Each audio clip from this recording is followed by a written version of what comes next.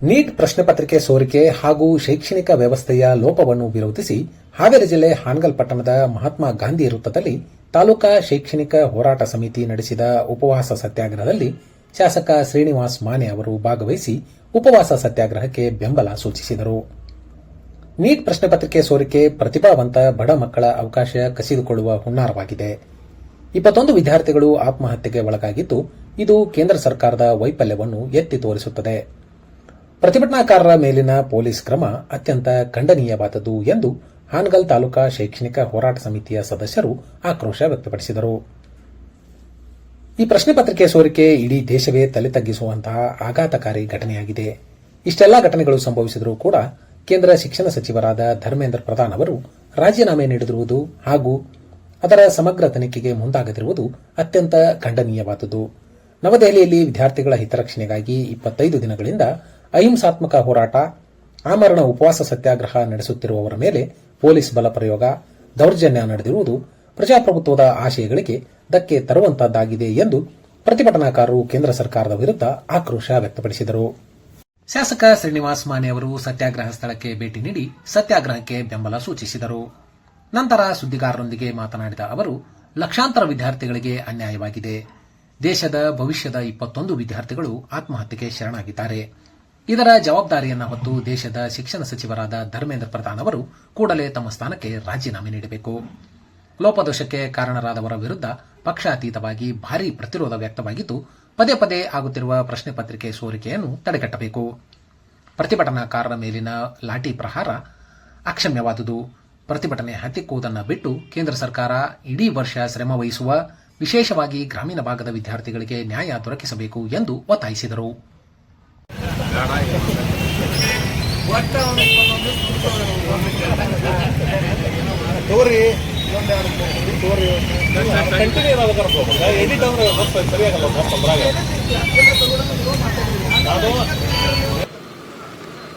ಸಾವಿರಾರು ವಿದ್ಯಾರ್ಥಿಗಳಿಗೆ ಅನ್ಯಾಯ ಆಗಿದೆ. ಅದರಲ್ಲಿ ವಿಶೇಷವಾಗಿ 21 ದೇಶದ ಭವಿಷ್ಯದ ಮಕ್ಕಳು ಆತ್ಮಹತ್ಯೆ ಮೂಲಕ ತಮ್ಮ ಪ್ರಾಣವನ್ನು ಕಳ್ಕೊಂಡಿದ್ದಾರೆ. ಅದರ ಅಂಗವಾಗಿ ಸುಮಾರು 23 ದಿವಸಗಳ ಹೆಚ್ಚಿನ ಕಾಲ ದೇಶದ ಶಕ್ತಿ ಕೇಂದ್ರ ಆದಂಥ ದಿಲ್ಲಿಯಲ್ಲಿ ವಿದ್ಯಾರ್ಥಿ ಸಂಘಟನೆಗಳು, ವಿದ್ಯಾರ್ಥಿಗಳು ಪಕ್ಷಾತೀತವಾಗಿ ಜೊತೆಗೂಡಿ ಈ ಲೋಪದೋಷದಲ್ಲಿ ಆದಂಥವರ ಮೇಲೆ ಕ್ರಮ ಆಗಬೇಕು, ಇದರ ಜವಾಬ್ದಾರಿ ಹೊತ್ತುಕೊಂಡಂತ ದೇಶದ ಶಿಕ್ಷಣ ಸಚಿವರ ಬದಲಾಗಬೇಕು ಮತ್ತು ಈ ರೀತಿ ಪದೇ ಪದೇ ಆಗ್ತಕ್ಕಂಥ ಪೇಪರ್ ಲೀಕ್ ಅನ್ನ ನಿಲ್ಲಿಸುವಂತಾಗಬೇಕು ಅಂತಕ್ಕಂಥ ಹೋರಾಟ ನಡೀತಾ ಇದೆ. ಹೋರಾಟ ಇವತ್ತು ಲಾಠಿಚಾರದ ಮೂಲಕ ಹತ್ತುಕುವಂತ ಕೆಲಸ ಕೇಂದ್ರ ಸರ್ಕಾರ ಮಾಡ್ತಾ ಇದೆ. ಅನೇಕ ಜನರು ಗಾಯ ಆಗಿದ್ದಾರೆ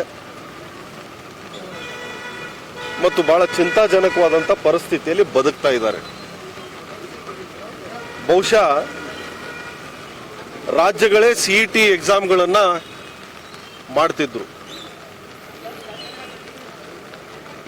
ದ್ವಿತೀಯ PUCಯ ಮಾರ್ಕ್ಸ್ಗಳನ್ನು 50%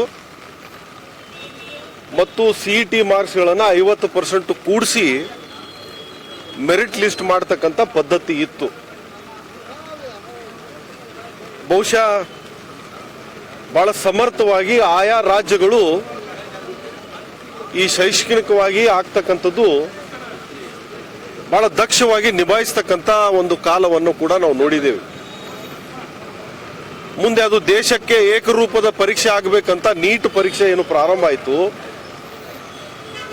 ಇಲ್ಲಿ ಶೈಕ್ಷಣಿಕವಾಗಿ ಇರ್ತಕ್ಕಂಥ PUC2 ಮಾರ್ಕ್ಸ್ಗಳನ್ನ ಯಾವುದೇ ರೀತಿಗೆ ಗಣನೆಗೆ ತಗೊಳ್ಳೋದಿಲ್ಲ. ನೀಟಲ್ಲೇ ಆದಂಥ ಮಾರ್ಕ್ಸ್ಗಳನ್ನು ಪರಿಗಣಿಸಿ ಮೆರಿಟ್ ಪಟ್ಟಿಯನ್ನು ತಯಾರಾಗ್ತಕ್ಕಂಥದ್ದು.